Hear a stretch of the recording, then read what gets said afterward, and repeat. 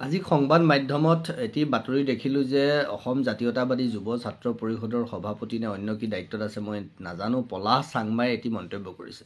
পলাশ চাংমাই শ্ৰীমন্ত শংকৰদেৱ সংঘৰ বিৰোধিতা কৰিবলৈ গৈ তেওঁ অসমৰ ওচৰ চুবুৰীয়া ৰাজ্যৰ প্ৰসংগ আনিছে আৰু ওচৰ চুবুৰীয়া ৰাজ্যৰ প্ৰসংগ আনি তেখেতে এক প্ৰকাৰে প্ৰকাৰন্তে খ্ৰীষ্টিয়ান ধৰ্ম প্ৰচাৰ কৰাৰ প্ৰচাৰক যেন লাগিলে। তেওঁ খ্ৰীষ্টিয়ান ধৰ্ম প্ৰচাৰ কৰিবলৈ তেওঁ চেষ্টা কৰিলে। কেনেকৈ?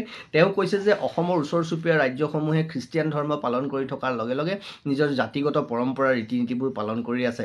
তেওঁলোকৰ যদি একো অসুবিধা হোৱা নাই, অসমত শংকৰদেৱ সংঘৰ কিয় অসুবিধা হৈছে? মই এই কথাটোত পলাশ চাংমাই ডাঙৰীয়াক কৈছোঁ, আপুনি আচলতে মানসিকভাৱে বিকলাংগ, আপুনি আচলতে বৌদ্ধিকভাৱে বিকলাংগ। আপোনালোকে সঁচাবোৰ দেখা নাই, জনা নাই, এনেই মিডিয়া সন্মুখত যিটি ক'ব লাগে বুলি মন্তব্য নকৰিব। সনাতন হিন্দু ধৰ্ম দৰ্শন আপোনালোকে নাজানিব পাৰে। সনাতন হিন্দু ধৰ্ম দৰ্শনত কোনজন ব্যক্তিয়ে মেডাম মেফি কৰাত বাধা দিছে? সনাতন হিন্দু ধৰ্ম দৰ্শনত বিশ্বাসী আহোমসকলে মেডাম মেফি কৰিব পৰা নাই নেকি? সনাতন হিন্দু ধৰ্ম দৰ্শনত বিশ্বাস কৰা আহোমসকলে চকলং কৰি থকা নাই নেকি? সনাতন হিন্দু ধৰ্ম দৰ্শনত বিশ্বাস কৰা মিচিংসকলে আলি আই লৃগাং কৰি থকা নাই নেকি? সনাতন হিন্দু ধৰ্ম বিশ্বাসী আমিবোৰে আমি মেজি ঘৰ জ্বলোৱা নাই নেকি? আমি কাতি বিহু পালন কৰা নাই নেকি? আমি বহাগ বিহু পালন কৰি থকা নাই নেকি? এইবোৰ আমাৰ জাতিগত পৰম্পৰা নহয় নেকি? সনাতন হিন্দু ধৰ্ম দৰ্শনত বিশ্বাস কৰি থকা বিহাৰীসকলে ছট পূজা পালন কৰি থকা নাই নেকি? ছট পূজা তেওঁলোকৰ জাতিগত বিষয় নহয় নেকি? সনাতন হিন্দু ধৰ্ম দৰ্শনত বিশ্বাসী তামিল তেলেগুসকলে পোংগাল পালন কৰি থকা নাই নেকি? এয়া তেওঁলোকৰ জাতিগত বিষয়বস্তু নহয় নেকি? সনাতন হিন্দু ধৰ্ম দৰ্শনত বিশ্বাসী প্ৰত্যেকটো জাতি জনগোষ্ঠীয়ে নিজৰ নিজৰ ৰাভাসকলে, বড়োসকলে, কাৰ্বিসকলে, তিৱাসকলে সকলো ধৰণে নিজৰ নিজৰ পৰম্পৰাগত নিজৰ নিজৰ জাতিগত চিন্তাবোৰ, জাতিগত আচৰণ ৰীতি নীতি পৰম্পৰা আগুৱাই নিয়া নাই নেকি? আপুনি কেৱল খ্ৰীষ্টিয়ানক কিয় দেখিলে? আপোনালোকে আচলতে নিজৰ মানসিক আৰু বৌদ্ধিক বিকলাংগতাৰ পৰিচয় দিছে। যিকোনো ধৰণৰ কথা ক'বলৈ গৈ আপোনালোকে আচলতে নাজানে। নিজকে আপোনালোকে জাতীয়তাবাদৰ ধ্বজাবাহক বুলি কয়, জাতীয় সংগঠনৰ নেতৃত্ব লৈ থাকিব খোজে আপোনালোকে, কিন্তু জাতিটোৰ বিষয়ে, সমাজখনৰ বিষয়ে আপোনালোকে একো নাজানে।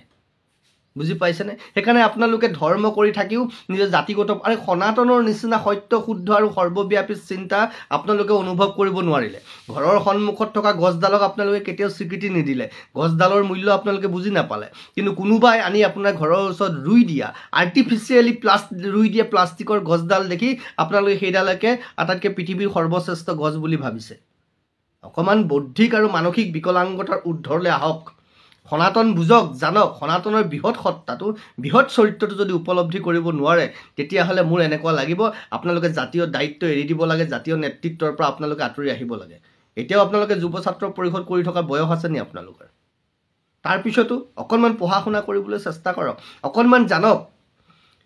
যদি আপোনালোকক কোনোবা খ্ৰীষ্টিয়ান মিছনেৰী সংগঠনে স্পন্সৰ কৰিছে আমি নাজানো, কিন্তু আপোনালোকে উদাহৰণ দিবলৈ একো বিচাৰি নাপালে। নিজৰ ধৰ্মটোত, নিজৰ সমাজখনত চলি থকা আপোনালোকে এইবোৰ দেখা নাপালে।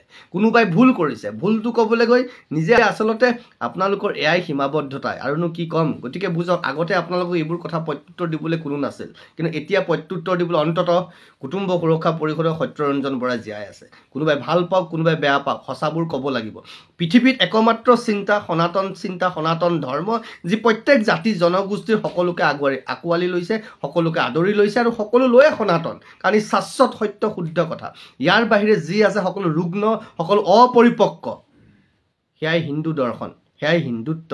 বুজা নাই যদি আহিব, মই ভালদৰে বুজাই দিম। আৰু অনাগত দিনত যেই ধৰণৰ কথা কোৱাৰ আগতে এবাৰ চিন্তা কৰিব, আপোনালোকৰ প্ৰত্যেকটো ভুল কথাৰ প্ৰত্যুত্তৰ দিবলৈ কিন্তু সত্যৰঞ্জন বৰা জীয়াই আছে।